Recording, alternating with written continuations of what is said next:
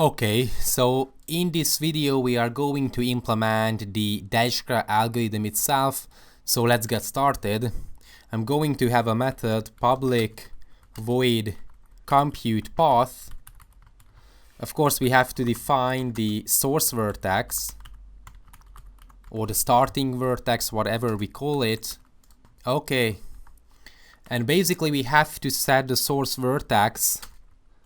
So the source vertex dot set distance to be equal to 0, because the distance is initialized to be 0 for the source vertex or the starting vertex.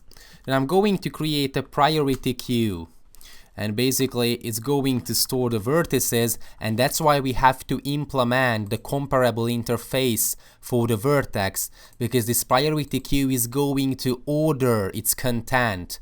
And okay, it's going to pose the question that according to what we have to order the vertices, and of course according to the distance parameter. Okay, so I'm going to name it priority queue whatever is equal to a new priority queue. Of course, at the beginning we have to add the source vertex with the distance set to be 0. And basically the algorithm itself is that we have to iterate until this priority queue is not empty.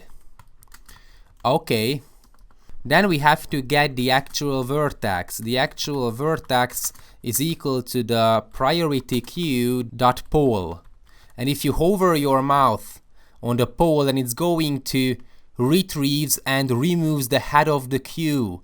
What does it mean? Or okay, it's going to return null if the queue is empty. But what's important is it's going to remove the head of the queue, and the head of the queue is going to be the vertex that has the minimal distance. Why? That's why we have implemented this comparable, that we would like to order the vertices in the priority queue according to the distance parameter. And it's going to order the distance parameter according to the distance. Okay, so we have the actual vertex, the vertex with the minimal distance from the starting vertex. Then we have to consider all of its neighbors, so the edge in the actual vertex dot get adjacents list, and basically we have to get the v. So the v is going to be equal to the edge dot get the target vertex, and basically that's why we don't need the start vertex, because the start vertex is the actual vertex. Whatever it means that we consider all the neighbors of the actual vertex, so we iterate through the actual vertex adjacencies list, which is going to return the edges, and the edges is going to point to the neighbors, so we just have to get the target vertex. The start vertex is going to be the actual vertex, so we don't have to get it. Okay, and we have to define a new distance, so a double new distance is equal to the actual vertex dot get distance from the starting vertex, plus we have to consider the edge dot get weight, because that's what we have been discussing in the theoretical section, that this actual vertex get distance is going to define that what's the cost to get from the starting vertex to the given vertex, to the actual vertex. And of course there's another cost, the edge dot get weight, that we have to consider when we would like to visit the neighbors, of course. And basically if this new distance is a better solution, what does it mean? That the new distance is smaller, so there's a shorter path.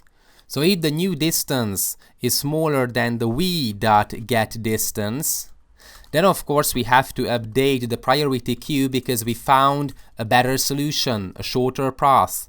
So first of all I'm going to have the priority queue dot remove, and we have to remove the vertex v. Then we have to update, so set the distance to be equal to the new distance. We have to set the predecessor, because that's how we are able to track the shortest path itself. So we have to set the v dot set predecessor to the actual vertex, and of course we have to add it back to the queue. So the v add to the priority queue. Okay, and basically that's all about the algorithm itself. Then of course we will have another method, the public void, or sorry, it's not going to be a void, it's going to return a list of vertices.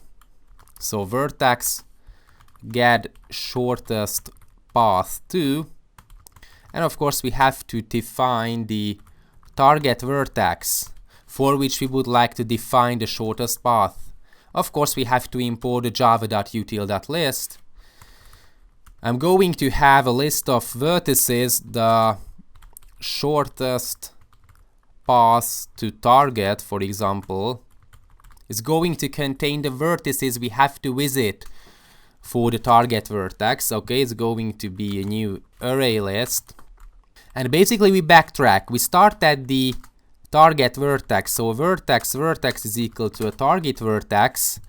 And basically, while the vertex is not equal to null, we just have to set the vertex to be equal to the vertex.get predecessor. So that's why we have to set the predecessors, because that's how we are able to track the shortest path itself. Okay. And basically, as far as we bump into a null, we are going to backtrack. So we get the predecessors and we start at the target vertex. And of course, we just have to add these vertices to the shortest path. So the vertices are being added to the shortest path. Here I'm going to reverse it because it's going to have in a reverse order. So I'm going to reverse the shortest path to target, and I'm going to return the shortest path to target. Okay, so basically that's all about the algorithm where we find the shortest path to every other vertex starting from the source vertex. And we have the get shortest path when we are going to backtrack with the help of the predecessors and we are able to build the shortest path. We have to reverse it with the help of the collections and return it. So in the application, I'm going to have just a demonstration application. So I'm going to create a vertex 0 is equal to a new vertex A, for example. I'm going to have just 3 vertices, the vertex B and the vertex C.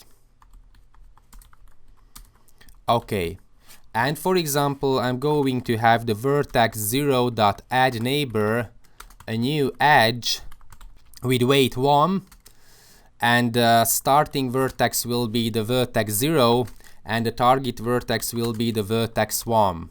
So we will have an edge pointing from the A to the vertex B and the edge weight will be 1.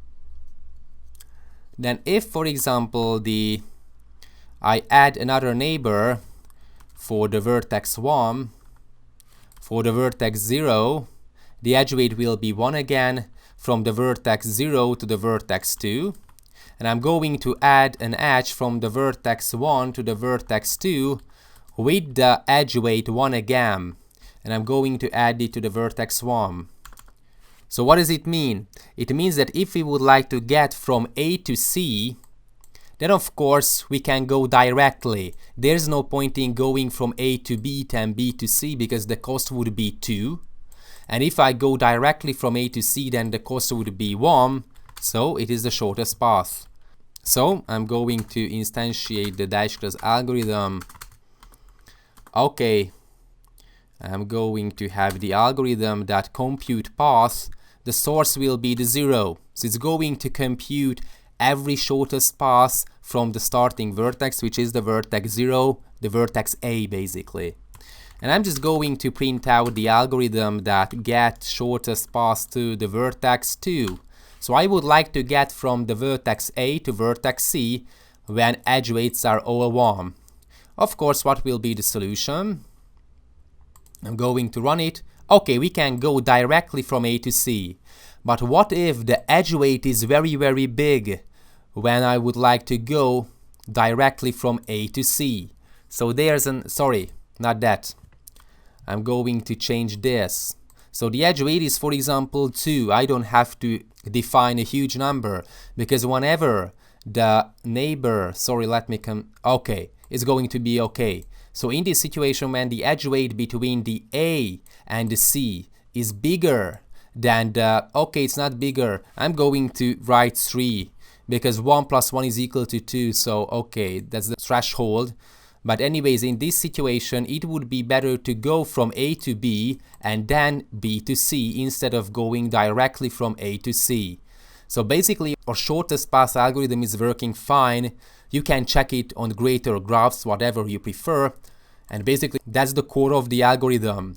We have to create a priority queue, and that's why Vertex class has to implement the compare to interface. And basically, while the queue is not empty, we have to look for better solutions, so shortest path. Whenever the new distance is smaller than the v.get distance, we have to update the priority queue because we have managed to find a shorter path, and we have to iterate it as far as the priority queue is not empty.